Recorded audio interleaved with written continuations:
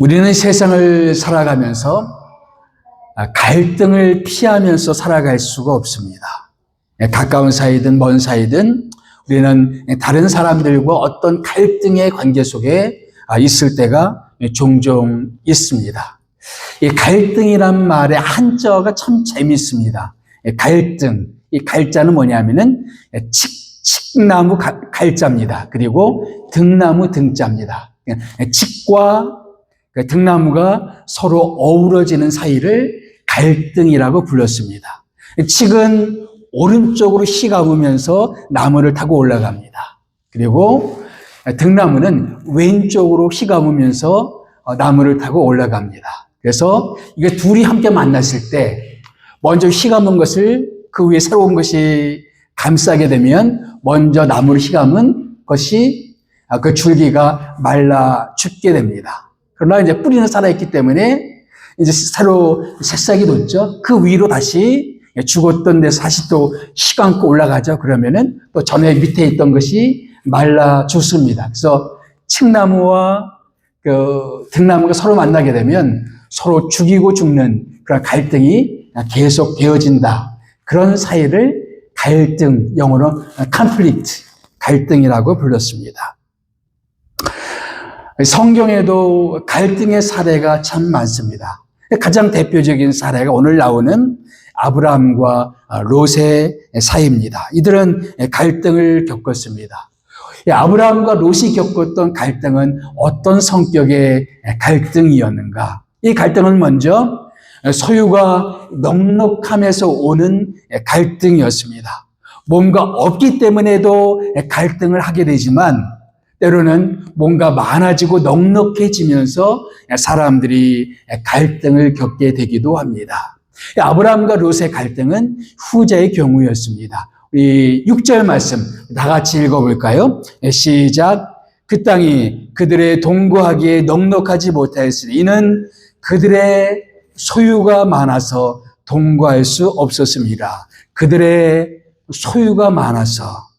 아브라함과 롯 갈대아 우르에서 부르심 받아서 가나안 땅으로 인도받았죠. 근데 가나안 땅에 기근이 임했습니다. 그래서 잠시 어디로 피했었습니까?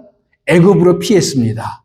근데 사례의 미모가 너무 뛰어나서 바로에게 빼앗길 뻔했었어요. 하나님이 극적으로 개입하셔서 사례를 돌려받습니다. 그리고 올라오게 돼요. 근데 그 모든 사이에서 아브라함과 롯은 많은 소유를 얻게 됩니다. 그래서 그 중간에 하란이라는 곳에서도 많은 재산을 축적하게 되고 애굽에서도 많은 재산을 축적하게 됩니다.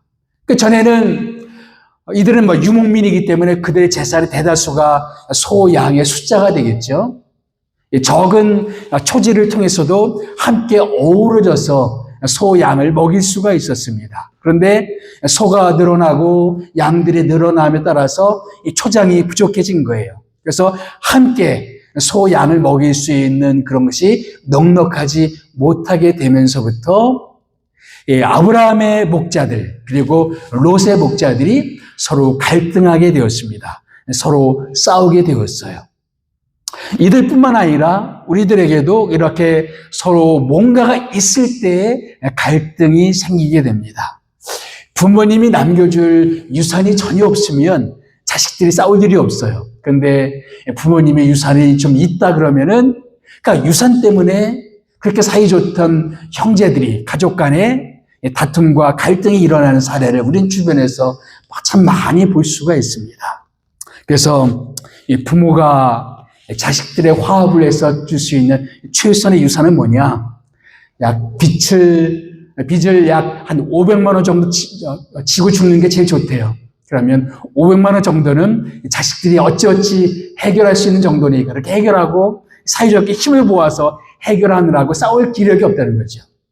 근데 조금이라도 뭔가 유산이 남으면 조금이라도 더 갖고 싶은 욕심에 형제 자매들이 서로 다투는 경우들이 참 많다는 겁니다.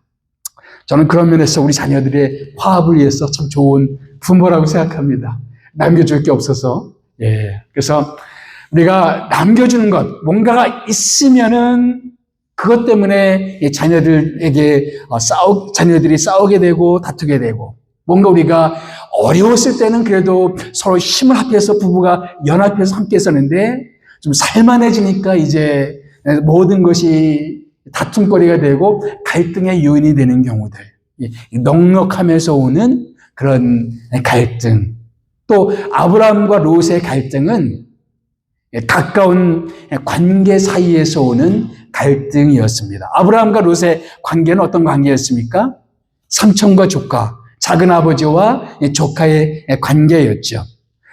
아브라함의 형제는 둘이 더 있었습니다. 하란이라는 큰 형이 있었고 중간에 또 다른 또 형이 있었습니다. 그런데 하란이란 큰 형이 일찍 죽었어요. 근데 하란이란 큰 형이 죽으면서 남긴 아들이 누구냐면은 롯이었습니다. 이 롯을 거둔 사람이 바로 아브라함이었어요. 그래서 아브라함과 함께 그 롯은 아브라함이 가나안 땅으로 오게 될 때 같이 따라왔어요. 그래서 아브라함과 롯의 관계는 삼촌과 조카, 아주 가까운 그런 관계죠. 여기 8절 말씀 보니까 아브라함이 롯에게 하는 말이에요. 뭐라고 말합니까? 아브라함이 롯에게 이르되 우리는 한 친족이라. 그러니까 친척이라 이거죠. 삼촌과 조카 사이다 이거죠. 가까운 사이에서 갈등이 일어나게 됩니다. 대개의 경우 갈등은 먼 관계가 아니라 아주 가까운 관계 속에서 갈등이 일어나게 되죠. 형제 간에, 자매 간에, 가까운 사이에서 어떤 갈등들이 종종 일어나게 됩니다. 부부 간에, 친구 간에 그런 가까운 사이들 속에서 관계가 일어나게 되고, 또 어떤 면에서 아브라함과 롯은 믿는 사람들이죠. 그렇죠? 하나님을 아는 사람들입니다. 그러니까 믿는 사람들 사이에서 일어난 갈등이라고도 볼 수가 있습니다. 아브라함과 롯의 갈등, 그것은 가까운 사이이면서 동시에 믿는 사람들 사이에서 일어난 그런 갈등이었다. 우리도 이런 갈등들을 겪을 수가 있다. 우리가 아주 가까운 사이에서 갈등을 겪을 수가 있고, 특별히 믿음의 형제 자매들 사이에서도 이런 갈등을 겪을 수가 있다. 우리뿐만 아니라 신약 성경을 읽어보면 신약 성경에 나오는 많은 교회들도 그들 안에서 어떤 갈등을 겪었던 것을 볼 수가 있습니다. 그래서 괴테가 한 유명한 말이 뭐냐면 태초에 갈등이 있었느니라, 그런 말을 했어요. 그 갈등은 태초부터 있었다는 것이죠. 그리고 아마 죽을 때까지 이 세상사의 갈등은 피할 수가 없을 것입니다.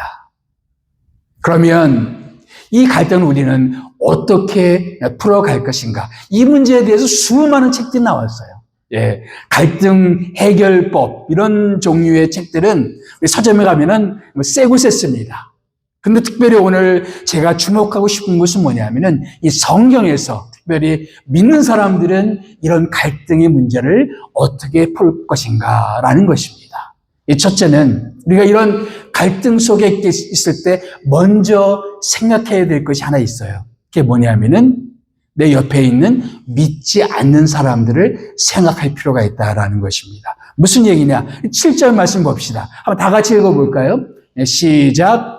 그러므로 아브라함의 가축의 목자와 롯의 가축의 목자가 서로 다투고 또 가나안 사람과 브리스 사람도 그 땅에 거주하였는지라. 아브라함의 목자들 그리고 롯의 목자들이 서로 다투었어요. 그런데 성경은 이 다툼을 기록하면서, 이 갈등을 기록하면서 같이 기록하는 게 있었어요. 뭐였죠? 거기에 누가 보고 있었어요? 가나안 땅에 살고 있던 가나안 부족들, 브리스 족속, 다시 말하면 이방 족속들이 그것을 지켜보고 있었다는 것입니다. 믿는 사람들이 서로 갈등하고 싸우고 있는 모습들을 믿지 않는 사람들이 지켜보고 있었다는 사실을 성경이 의도적으로 기록하고 있다는 거예요. 믿는 사람들이 다툴 때, 싸울 때 그걸 지켜보는 사람도 있어요. 그리고 믿는 사람들이 서로 싸우고 다투는 것 때문에 믿기를 포기하고 믿음에서 떨어져 나가는 수많은 사람들이 있다라는 것입니다. 그래서 우리가 왜 교회 안에서 서로 다투고 싸우는데 그것을 보고 시험에 드는 수많은 사람들이 있어요. 그래서 그것 때문에 교회를 떠나고 그것 때문에 믿음에서 떠나고 그것 때문에 아예 교회에 발길을 들여놓지 않는 수많은 사람들을 우리는 주변에서 심심치 않게 볼 수가 있다는 것이죠. 갈등의 문제, 우리에게 심각한 문제일 수가 있어요. 그러나 이때 우리가 정말 더 중요하게 생각할, 우리가 결코 간과해서는 안 되는 중요한 문제 중에 한 가지는 이것 때문에 혹시 내 주변에 믿지 않는 사람들이 믿음에서 돌아서는 것은 아닐까를 생각해 보라는 것입니다. 난 지금 내 이권 때문에, 내 주장 때문에, 내 권리 때문에 막 다투고 싸우고 내 주장을 펼치고 이러고 있는데 혹시 이런 내 모습 때문에 누군가는 믿음을 포기하고 누군가는 믿음에서 멀어지고 있지는 않은지 그런 내 모습을 보고 믿는 사람이 왜 저래? 믿는 사람은 똑같아 하면서 믿음에서 멀어지고 있는 사람은 혹시 없는지를 생각해 보라는 것입니다. 그래서 예수님께서는 제자들과 3년을 같이 지내시면서 마지막으로 떠나시면서 마지막으로 제자들을 위해서 기도하시는 장면이 요한복음 17장에 나와요. 근데 그때 예수님이 하신 기도가 마지막 기도가 뭐냐면은 이 기도였어요. 하나님, 저희가 하나 되게 해주십시오. 그래서 세상이 저희의 하나됨을 보고 믿게 하옵소서. 세상 사람들이 하나님을 믿을 수 있는 근거가 뭐라고요? 믿는 사람들이 하나 되는 것이라고 그랬어요. 그래서 프란시스 셰퍼 박사는 말하기를 믿는 사람들의 하나됨은 최종적인 변증이다. 최종적인 전도다. 우리가 많은 전도를 할 수가 있지만 가장 최선의 전도는 뭐냐? 믿는 사람들이 하나 되는 모습이다. 그런데 교회 안에서 서로 다투고 싸우는 모습들을 계속 보여줌으로 말미암아 혹은 믿는 사람들 간에 서로 다투는 모습 때문에 누군가가 믿음에서 포기한다면 그것이 우리의 책임이라는 거예요. 성경은 그래서 아브라함과 롯의 그런 목자들의 갈등을 이야기하면서 거기에 뭐를 적어놓고 있어요? 그러니까 이방 민족들의 모습을 적어놓고 있다는 것이 혹시 내 주변에도 이런 모습이 있지 않느냐라는 것입니다. 그래서 바울은 이 교회 문제를 가지고 세상 법정에 가지 말라라고 권면하고 있습니다. 교회 문제가 없을 수는 없어요. 의견의 차이가 있을 수밖에 없죠. 그러나 그것은 교회 안에서 해결해야지 그걸 가지고 믿지 않는 사람들이 있는 세상 법정을 가지 말라라고 권하고 있습니다. 그러나 우리의 현실은 그것과 정반대되는 모습들이 너무나 많이 있지요. 제가 가까이 모시던 한국지구촌교회 원로 목사님이 교회 안에서 심각한 오해와 문제를 겪게 되었습니다. 그래서 목사님을 아끼는 분들이 목사님 고세버립시다 막 그걸 권했어요. 근데 이 목사님이 성경에 교회 문제를 가지고 세상 법정에 가지 말라고 했는데 나는 이 성경 말씀을 그냥 범할 수가 없습니다. 어길 수가 없습니다. 하고 거절하는 장면을 제가 옆에서 지켜본 적이 있어요. 아무리 내 주장이 옳다 할지라도 더 중요한 문제, 믿지 않은 사람들에게 이것이 어떻게 비춰지겠는가가 우리에게는 훨씬 더 중요한 문제라는 거죠. 우리의 존재의 이유, 우리의 마지막 지상 명령이 뭡니까? 너희는 가서 모든 사람으로 이 그리스도의 제자를 삼으라는 것이 우리의 존재의 마지막 이유입니다. 이것보다 더 중요할 수가 없어요. 이것보다 더 중요한 이유가 있을 수가 없습니다. 이것 때문에 누군가가 믿음에서 떨어진다면 그것은 내 책임이다 이거죠. 나는 내 주장 때문에, 내 이권 때문에 내 옆에 있는 사람과 싸우고 다투고 할지 모르지만 이것 때문에 누군가가 믿음을 잃어버린다면 그 책임을 어떻게 할 것이냐 이거예요. 그래서 믿는 사람들이 갈등 관계에 있을 때 먼저 우리가 고려해야 될 것이 있다. 그것은 바로 믿지 않는 사람들을 우리는 생각해 봐야 된다는 것이죠. 믿음이 없는 사람들뿐 아니라 또 성경 보면은 믿음이 약한 사람들에 대해서도 이야기합니다. 그래서 고린도전서 8장 9절 말씀 보면은 이런 구절이 있죠. 그런즉 너희의 자유가 믿음이 약한 자들에 걸려 넘어지게 하는 것이 되지 않도록 조심하라. 이것은 바울이 고린도 교회의 또 어떤 문제를 가지고 권면한 겁니다. 고린도 교회에는 어떤 문제가 있었냐면은 이방신에게 바쳤던 그런 고기를 신자들이 먹어도 되느냐 안 먹어도 되느냐 먹을 수 없느냐를 가지고 서로 싸우고 있었어요. 바울은 당연히 먹어도 된다. 그런데 그것 때문에 믿음이 약한 사람들이 혹시 시험에 든다면 먹지 말라. 이것이 바울의 권면이었습니다. 혹시 나는 이것도 할 수 있는 자유가 있고 저것도 할 수가 있는 자유가 있어요. 우리 그리스도인은 그런 많은 자유가 있죠. 그런데 그것 때문에 누군가가 특별히 믿음이 어린 신자들이 그것 때문에 시험에 빠진다면 해서는 안 된다. 이것이 바울의 권면이었습니다. 목사가 골프를 칠 수 있을까요? 없을까요? 당연히 칠 수가 있죠. 그런데 혹시 그것 때문에 누군가가 시험에 빠진다면 치지 않는 게 좋다는 게 제 생각입니다. 근데 제가 보니까 아직도 목사님들이 치는 골프에 대해서 마음이 흔쾌하지 않은 신자들이 적지 않아요. 그래서 저는 아직 골프를 치지 않습니다.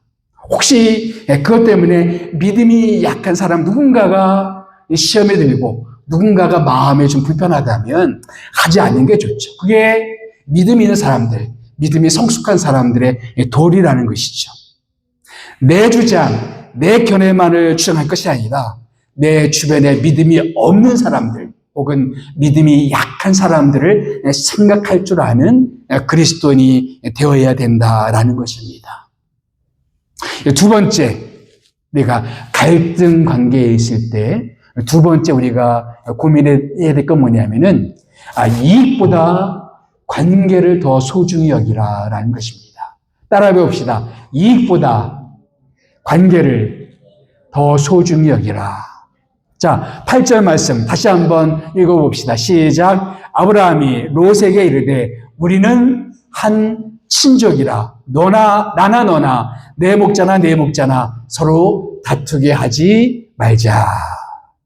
그러니까 우리가 다투지 말아야 될 이유가 뭐라고요? 우리는 한 친족이라. 그래서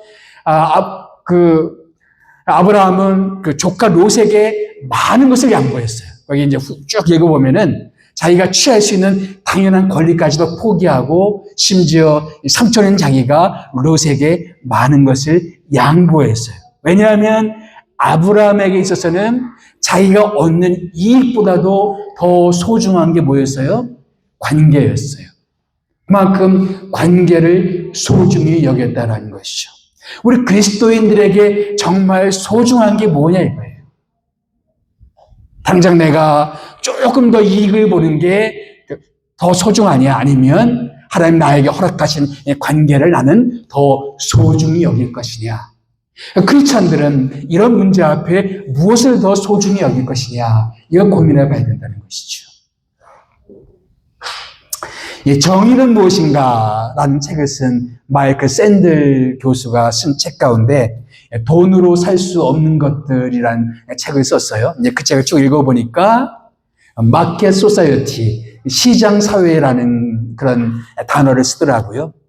사람들은 뭐든지 다 돈으로 살려고 한다는 거예요. 그래서 예전에는 돈으로 사지 않았던 것들을 요즘엔 자꾸 돈으로 살려고 한다는 거예요. 예를 들면 막 줄 서서 기다리는 것, 뭐 오픈런 할 때 길에 줄 되게 길죠. 혹은 유명 가수나 유명 그런 예술인들 오면은 그 줄이 길죠. 그래서 대신 돈 받고 줄 서주는 사람들, 그런 아르바이트가 있습니다. 그 문제를 지적해요. 예전에는 다 똑같이 공평하게 줄 서서 기다렸는데 지금은 돈 주고, 그래서 대신 줄 서는 것들도 돈 주고 산다는 거예요. 또 그 책을 보니까 사과 대행업체라는 게 있습니다. 기업이 무슨 잘못을 했어요? 그 고객들이 가서 사과를 해야 되잖아요. 근데 돈을 주면은 기업을 대신해서 가서 정중하게 그리고 품위 있게 가서 대신 사과해 주는 거예요. 그래서 마이클 샌들이 이게 과연 진정한 사과가 되겠느냐? 돈 받고 가서 멋있게 사과를 하긴 하겠죠. 근데 이것이 과연 진정한 사과가 되겠느냐? 사과 대행업체. 여러분은 어떻게 생각하세요? 누군가가 돈 받고 여러분에게 사과를 해요. 그 사과가 진정성이 있다고 생각하십니까? 미국의 어떤 캘리포니아의 감옥에서는 돈을 조금 더 주면은 좀 더 쾌적한 감옥 안에서 돈을 조금만 더 주면은 감옥 중에서 조금 더 쾌적한 방으로 옮길 수 있는 업그레이드 서비스를 시행하고 있다고 합니다. 예전에는 상상도 못할 일들이 지금은 돈을 주면은 해결되는 세상이다, 이라는 거예요. 그 다음에 축사나 주례사 작성 대행업체.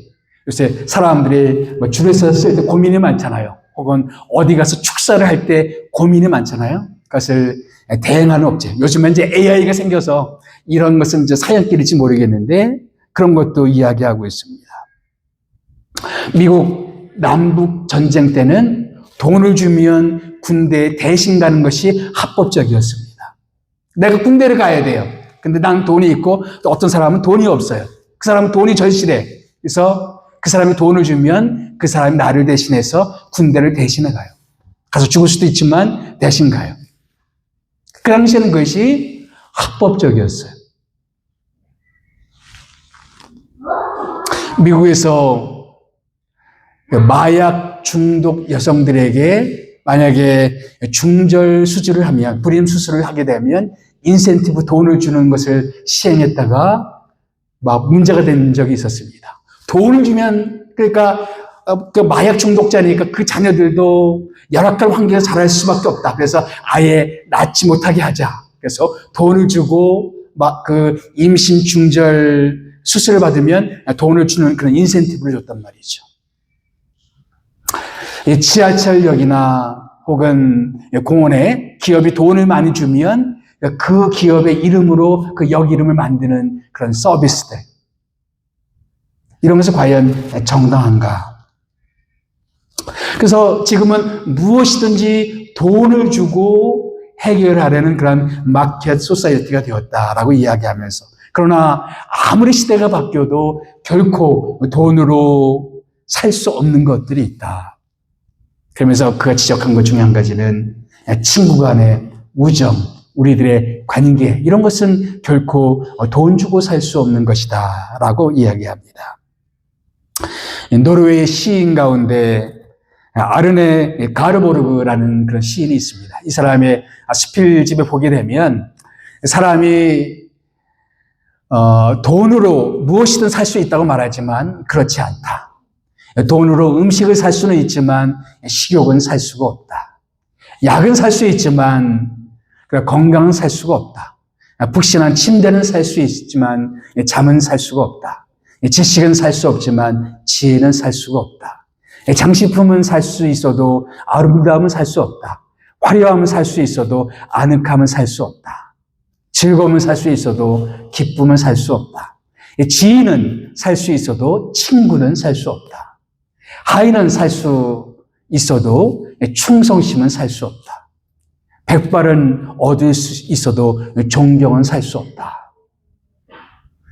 우리가 돈으로 많은 것을 해결할 수 있는 것 같지만 여전히 돈으로 살 수 없는 것들이 많다는 거죠. 그중에 가장 대표적인 것이 뭐냐? 바로 내 옆에 있는 사람들과의 소중한 관계들. 결코 돈 주고 살 수 없다라는 것이죠. 여러분, 어린 왕자라는 책 많이 읽어보셨죠? 생텍쥐페리가 쓴 책인데, 생텍쥐페리는 프랑스의 공군 조종사였습니다. 근데 독일이 프랑스를 침공했어요. 그래서 어느 날 이 사람이 군대에 있을 때인데 공군 그 정찰 비행단에 속해 있었습니다. 아라스라는 지역을 정찰하라는 그런 명령이 떨어집니다. 그런 명령이 떨어졌을 때 그 지역을 순찰하면서 나중에 그 경험을 썼던 그런 책이 아라스로의 비행이라는 책입니다. 많이 알려져 있지는 않은 책인데 아라스로의 비행. 그래서 사실은 그때 그 아라스 지역을 정찰하면서 독일 배치가 어떻게 되는지, 그 진지가 어떻게 되는지 다 정찰을 해야 돼요. 그래서 살아 돌아올 확률이 0%였다고 이야기합니다. 그래서 죽음을 각오하고 정찰했던 그 경험을 썼던 그런 책입니다. 그래서 죽음을 실감했던 그 시기에서 그가 쓴 한 기록은 뭐냐면은 육체가 쓰러지면 그전에는 깨닫지 못했던 것을 다시금 깨닫게 된다. 다시 말하면 죽음을 실감하면서 자기가 깨닫게 되는 게 있다. 평소에는 별로 느끼지 못했지만 죽음의 순간에 느끼는 것도 있다는 거죠. 그게 뭐냐면은 인간은 관계의 덩어리라는 사실. 오직 관계만이 인간을 살게 한다는 것을 죽음 앞에서 실감하게 된다는 것을 그는 고백합니다. 정말 우리가 죽음을 앞둔 시점에서 조금 더 돈을 많이 벌 것, 그것은 많이 고민하지 않을 것 같아요. 근데 너 옆에 있는 사람들과 좀 더 깊은 사랑을 나눌 걸, 좀 더 잘 대해줄 걸, 이런 관계에 대한 고민은 많아질 것입니다. 그래서 우리가 갈등 관계 속에 있을 때 우리에게 정말 소중한 게 무엇인가? 무엇을 더 소중히 여길 것인가? 조금의 내 이익권을 더 앞세우기보다는 그럼 우리의 관계를 더 소중히 여기고 그 관계 때문에 내가 손해를 보더라도 기꺼이 감수하고자 하는 태도. 이것이 믿는 사람들의 해법이 아닐까라는 것입니다. 우리에게는 우리가 얻는 유익보다도 내 주장을 관찰하는 것보다도 더 소중한 게 있다. 그보다 관계를 잘 지켜나가는 것, 관계를 아름답게 갖고 나가는 것, 우리에게 더 소중한 가치다. 세 번째, 우리는 갈등 관계 속에 있을 때 믿음으로 양보할 수 있어야 되겠다라는 것입니다. 자, 9절 말씀. 아브라함이 뭐라고 얘기합니까? 다 같이 읽어봅시다. 시작. 내 앞에 온 땅이 있지 아니하냐. 나를 떠나가라. 내가 좌하면 나는 우하고 내가 우하면 나는 좌하리라. 이렇게 말한 사람은 아브라함입니다. 아브라함은 롯의 뭐라고요? 삼촌이었죠. 작은 아버지입니다. 더군다나 지금은 이 시점은 아주 고대예요. 그 당시에는 그 어른의 그런 권위가 하늘 같은 때였습니다. 더군다나 아브라함은 일종의 족장이었습니다. 부족장이었어요. 그래서 그의 권위는 대단한 권위였습니다. 그런데 이런 사람이 롯에게, 조카 롯에게 뭐라고 얘기합니까? 내 앞에 온 땅이 있지 아니하냐. 나를 떠나가라. 내가 먼저 선택하라. 내가 좌편을 선택하면 나는 우편을 선택할 것이고 내가 우편을 선택하면 나는 좌편을 선택할 것이다. 그렇게 말하는 것입니다. 어찌 보면 이제까지 롯은 아브라함의 은혜를 입고 살았던 사람이었습니다. 자기 아버지가 죽었을 때 자기를 거둬준 사람이 누구였어요? 바로 아브라함이었죠. 그리고 아브라함을 따르면서 함께 재산을 축적할 수 있었던 것도 다 아브라함의 덕분이었습니다. 그래서 지금 소유가 많아진 것 누구 때문이었어요? 아브라함 때문이었어요. 그러면 여러분 같으면 어떻게 해야 되겠습니까? 내가 좌하면 나는 우하고 내가 우하면 나는 좌하리라. 삼촌이 그런 얘기 했어요. 그러면 롯은 어떻게 해야 될까요? 아야, 삼촌 무슨 말씀이십니까? 삼촌이 먼저 좋은 것을 선택하셔야죠. 이렇게 말하는 게 그런 게 도리에 맞는 거 아니겠습니까? 근데 롯은 그렇게 하지 않았어요. 쭉 봅니다. 10절 말씀 보게 되면 자, 10절 말씀 다 같이 읽어봅시다. 시작. 롯이 눈을 들어 요단 지역을 바라본 즉 소알까지 온 땅에 물이 넉넉하니 여호와께서 소돔과 고모라를 멸하시기 전이었으므로 여호와의 동산 같고 애굽 땅과 같았더라. 이 팔레스타인 땅에서 강줄기가 있는 지역, 요단강 그 좌우편에 있었던 그 지역, 그리고 그 요단강 하류 그 지역은 아주 고대에는 아주 나일강 삼각주처럼 아주 비옥한 땅이었어요. 그래서 여기 표현에도 뭐라고 표현됩니까? 애굽 땅과 같았더라. 나일강 삼각주처럼 아주 비옥한 땅이었었어요. 그래서 여호와의 동산 같다, 에덴 동산 같다, 혹은 그 애굽에 있는 그런 비옥한 땅과 같다. 제일 좋은 땅이었어요. 그래서 아브라함이 내가 먼저 선택하면 난 나머지 선택하겠다 그러니까 얼른 가장 좋은 땅을 자기가 선택해 버렸습니다. 근데 아브라함은 아무 말 하지 않아요. 그래서 그 다음에 이렇게 아브라함에게 자기 좋은 것을 다 양보하고 나머지 땅은 이제 강줄기에서 멀어지죠. 그래서 척박한 땅일 수밖에 없었습니다. 아브라함은 어떻게 이런 것을 다 양보할 수 있었을까요? 결코 쉬운 거 아니에요. 사람의 기본 마음은 조금이라도 더 좋은 땅을 얻고 싶어 하는 것이 인지상정 아니겠습니까? 예. 제가 예전에 지구촌 교회에 있었을 때, 거기 부목사로 있었을 때, 목사님들이 꽤 많았어요. 예, 목사님들이 30여 명 됐었으니까 꽤 많았죠. 그래서 이제 목사님들이 방이 있잖아요. 그래서 방을 다 칸막이로 하게 됩니다. 그리고 해가 바뀌면 막 그 자리들 다 옮겨요. 근데 보면 그 공간이 조금 넓은 공간이 있을 수가 있고 조금 좁은 공간이 있을 수가 있잖아요. 이 좁은 공간이 되면 그것 때문에 불쾌하고 그것 때문에 기분 나빠하고 그런 일들을 우리 종종 많이 겪었습니다. 야, 우리 목사님들도 별 수 없구나. 조그만 칸막이에게 조그만 그 땅덩어리 아무것도 아닌데 그것 때문에 기분 나빠하고 그것 때문에 표정이 달라지고 하는 그런 모습들. 그러니까 비단 그럴 뿐이겠습니까? 우리 모든 사람들이 다 그래요. 조금이라도 더 많이 갖고 싶어서, 조금이라도 더 많은 것을 얻고 싶어서 아웅다웅하는 것이 우리들의 모습이란 말이죠. 어떻게 아브라함은 그런데 옛날엔 땅이 전부인 그 시대에 가장 좋은 그 좋은 땅들을 다 롯에게 양보할 수가 있었을까요? 저는 아브라함의 믿음 때문이었다고 생각합니다. 하나님을 믿었기 때문에 나를 책임져 주시는 분은 하나님이시다. 이 땅이 나를 복주는 것이 아니라 하나님이 나를 책임져 주시는 분이시다. 실제로 하나님이 아브라함에게 나타나셨어요. 그리고 말씀하십니다. 14절, 15절 말씀. 자, 다 같이 한번 읽어볼까요? 시작. 롯이 아브라함을 떠난 후에 여호와께서 아브라함에게 이르시되 너는 눈을 들어 너 있는 곳에서 북쪽과 남쪽 그리고 동쪽과 서쪽을 바라보라. 보이는 땅을 내가 너와 네 자손에게 주리니 영원히 이르리라. 아브라함이 보니까 자기가 차지한 땅은 다 척박한 땅들이에요. 그런데 하나님이 나타나셔서 말씀하십니다. 눈을 들어 이 땅들을 봐라. 지금 보이는 땅들은 그렇게 좋아 보이지 않은 땅이라 할지라도 내가 이 땅을 내 자손들에게 영원히 줄 것이다.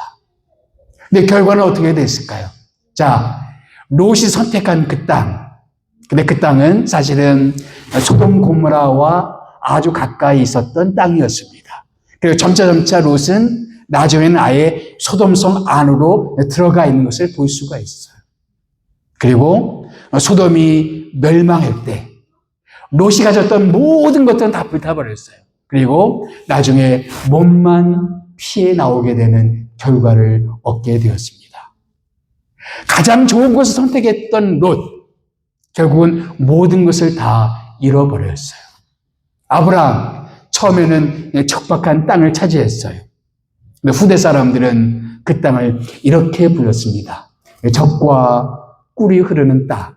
그래서 이스라엘 백성 후손들이 그 땅을 기억할 때는 젖과 꿀이 흐르는 땅, 약속의 땅, 하나님의 축복이 임하는 땅으로 그 땅을 기억하고, 그래서 애굽 땅에서부터 출애굽하면서 계속 그들이 기억했던 건 뭐냐면은 하나님이 젖과 꿀이 흐르는 땅, 아브라함에게 약속하셨던 그 땅으로 돌아가자. 출애굽 백성들이 외쳤던 말들이었어요. 당장은 척박한 땅이요. 당장은 눈에 보기에 좋은 땅이 아니었지만 하나님이 말씀하시니까 그 땅은 젖과 꿀이 흐르는 땅이 되었습니다. 당장 나는 내 좋은 것을 포기하는 것 같아요. 내가 양보한다, 좋은 것을 양보한다, 내 것을 이제 양보한다, 희생한다, 손해본다. 큰 손해처럼 보여요. 근데 여러분, 내가 믿음으로 양보하고 믿음으로 손해보고 믿음으로 내가 좀 뒤로 물러서면 나를 책임져 주시는 분이 계세요. 하나님이다 이거죠. 내가 조금이라도 더 갖기 위해서 욕심부리고 그렇게 하면은 결국 내가 욕심부린 것도 다 잃어버릴 수가 있지만 내가 믿음으로 관계를 소중히 여기고 그리스도인의 간정을 소중히 여기고 하나님의 영광을 소중히 여겨서 뭔가를 양보하고 뭔가를 손해볼 때 나를 책임져 주시는 분이 계시다. 누구예요? 하나님이 내 인생을 책임져 주신다. 사람들이 조금의 그것을 놓지를 못해요. 소탐대실이란 말이죠. 소탐대실. 작은 것을 탐내다가 큰 것을 잃어버린다. 소탐대실. 우리가 그렇게 되지 말자. 우리 그리스도인들은 하나님의 약속을 믿는 사람들입니다. 우리 그리스도인들은 하나님께서 우리를 위해서 일하시는 분이라고 믿는 사람들입니다. 우리 그리스도인들은 하나님이 내 인생을 책임져 주시는 분이라고 믿습니다. 그래서 우리가 어떤 갈등 관계 속에 있을 때 바로 하나님의 영광을 생각하고 또 하나님은 나에게 허락하신 관계들을 소중히 여기고 그래서 그 관계를 지키기 위해서 조금 양보하고 손해보고 물러서고 그렇게 될 수가 있어야 되겠다라는 것입니다. 제가 대학 시절에 아주 좋아했던 일본 작가 중에 미우라 아야코라고 있어요. 미우라 아야코. 소설 빙점을 쓴 그런 작가죠. 아주 독실한 크리스찬이었습니다. 그리고 남편도 아주 독실한 크리스찬이었는데 남편의 수입이 그렇게 많지는 않았어요. 그래서 아무래도 경제적으로 어려우니까 미우라 아야코가 구멍가게를 했어요. 근데 워낙 친절하고 그리고 사람들에게 정직하게 하니까 그 사람들이 많이 몰려오는 그런 가게가 되었어요. 그래서 심지어는 트럭으로 그런 상품을 납품받아야 될 정도로 가게가 번창을 했는데 그렇기 때문에 너무 바빠졌어요. 어느 날 이제 남편이 퇴근하다 그 모습을 보면서 너무너무 열심히 일하는 미우라 아야코를 보면서 이런 얘기를 하는 거예요. 여보, 장사가 잘 되는 건 좋은데 이러다가 우리 주변에 있는 다른 가게들이 문을 닫을까 걱정된다. 우리만 잘 살겠다고 내 옆에 있는 가게들이 문을 닫는다면 정말 그게 하나님이 기뻐하실까? 이런 얘기를 자기 아내랑 나누었어요. 미우라 아야코가 그 말을 들어보니까 정말 그래요. 우리가 잘 되고자 내 옆에 있는 사람들이 망하면 정말 그거 하나님이 기뻐하시는 일일까? 고민하다가 그래서 납품수를 줄이기 시작했어요. 그래서 손님들이 오면 그거는 저희 가게 없어요. 저 앞에 있는 가게 가면 아마 있을 거예요 하면서 다른 가게로 손님들을 그렇게 인도를 했어요. 그러다 보니까 진짜 손님들이 많이 줄어들었어요. 그리고 많이 한가해졌어요. 많이 한가해지다 보니까 내가 좀 예전에부터 쓰고 싶었던 것이 있었는데 하면서 소설을 쓴 게 바로 빙점이에요. 만약 미우라 아야코가 계속 바빴다라면 그 베스트셀러의 작가가 되지는 못했겠죠. 비록 손님 수는 줄어들었지만 그 이상의 좋은 축복을 그는 얻었습니다. 그래서 소설 빙점을 통해서 가게 운영으로서는 얻을 수 없었던 엄청난 그런 수익을 그는 얻을 수가 있었습니다. 당장 손해보는 것은 손해 같지만 결코 손해만은 아니라는 것입니다. 특별히 우리가 믿음으로 그리스도인들이 결정하고 양보하고 선택한 것들은 하나님이 반드시 책임져 주신다. 우리 그 믿음으로 오늘을 살아갈 수 있어야 될 줄 믿습니다. 우리 모두는 다 갈등 속에 살아갑니다. 이때 우리 그리스도인들은 어떤 선택을 해야 될 것인가? 믿지 않은 사람들을 생각할 줄 알아야 된다는 것이죠. 무엇보다 관계를 소중히 여길 줄 알아야 된다는 것. 그리고 믿음으로, 하나님을 믿는 믿음으로 양보할 수도 있는 사람이 될 수가 있어야 되겠다. 이것만 우리가 잘 실천할 수 있다면 상당수 많은 갈등들은 우리가 해결할 수 있지 않겠느냐. 아브라함과 롯의 이야기가 우리에게 그런 교훈을 줍니다. 이 말씀을 따라 우리 모두 다 그렇게 아브라함을 닮는 그런 멋있는 믿음의 사람들이 되었으면 좋겠습니다.